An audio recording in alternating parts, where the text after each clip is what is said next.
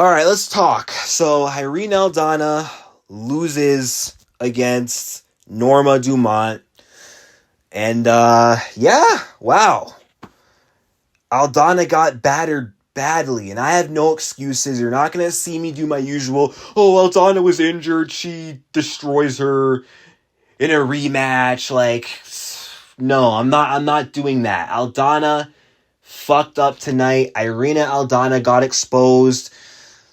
I should have seen this coming, but yeah, Aldana she has a skill issue, a fight IQ issue. She's not good at making mid-fight adjustments. Like Irene Aldana never cuts off the cage. She's always following you in circles.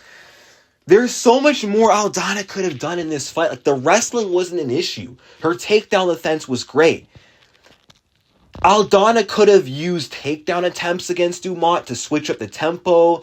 She could have used body shots. Stance switching is also a thing. Where was that? No leg kick checking? Like, come on, man. Wow.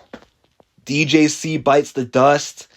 But you know what? I spent 4 years being insufferable, being annoying. So I'm sorry that I was the way I was. I just let my simping with Irene Aldana get the best of me. I let my bias get the best of me, and I refused to acknowledge the holes in Aldana's game. I refused to admit that she just is not of that elite level. I refuse to admit that she's just not championship caliber because of my bias for her. But now tonight I see it. I should have seen it with Holly. I should have seen it with Amanda. But, I mean, when she lost to Holly Holm, I felt like, okay, that's one setback.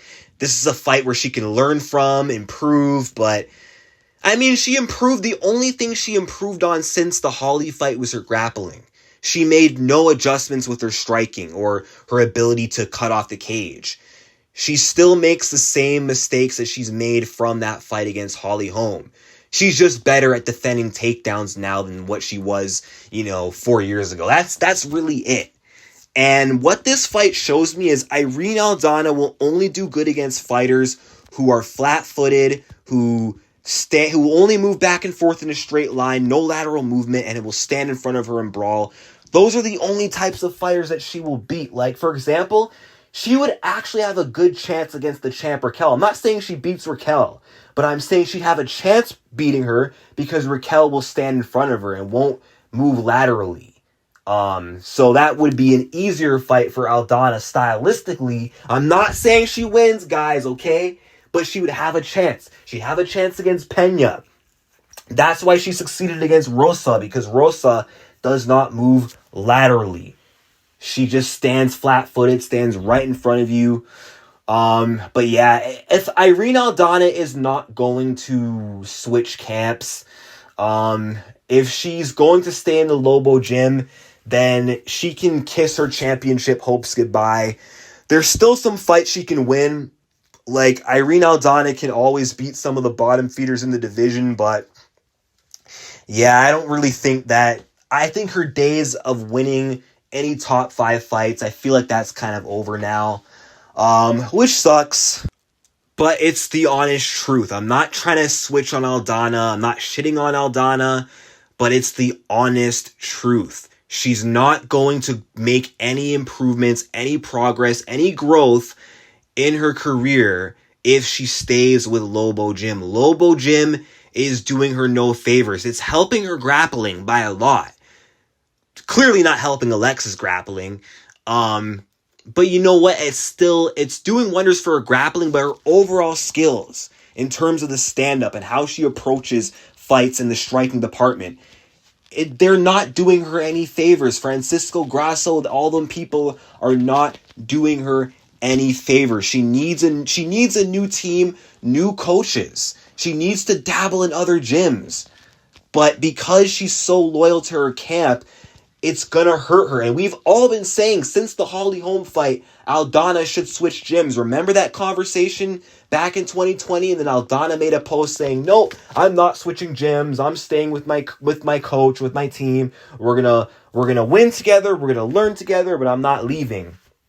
Well, now 4 years later, that turned out to be an absolute mistake. But you know what? Whatever. The night belongs to Dumont. I'm not going to make excuses. I mean, there was that headbutt that opened up that big gash, but regardless, Aldana was not winning that fight anyway. She was still going to get picked apart and lose a decision, but that big cut did not help. And that really hurts, just seeing Aldana get, battered and brutalized like that. But you know what? You live to fight another day, and the sun will shine on Irene Aldana and Alexa Grasso once again. Irene Aldana will be back. She will win her next fight, but she just isn't going to ever be a world champion because she's going to stick with the Lobo Gym, which will not help her make the improvements that she needs to make. And she's 36 years old. She's not getting any younger. And plus, Kayla Harrison's coming. So it doesn't matter anyway. I'm not entirely mad that Norma knocked her out the top 5, because if Aldana would have fought for the belt, I mean, she wasn't going to beat Kayla Harrison. Her only hope would be Kayla loses to Ketlin Vieira or loses to the winner of Pena Pennington, which wouldn't happen. But again, whatever. Also, Amanda Nunes, I'm sorry. I talked my shit about you. I was bitter. I'm sorry for disrespecting you. You are the greatest of all time. Enjoy your retirement. I was being an absolute idiot. And Nunes would not lose a rematch to Irene Aldana. But yeah, that's it. Just let me know what you guys think in the comment section down below. Like and subscribe, and peace out.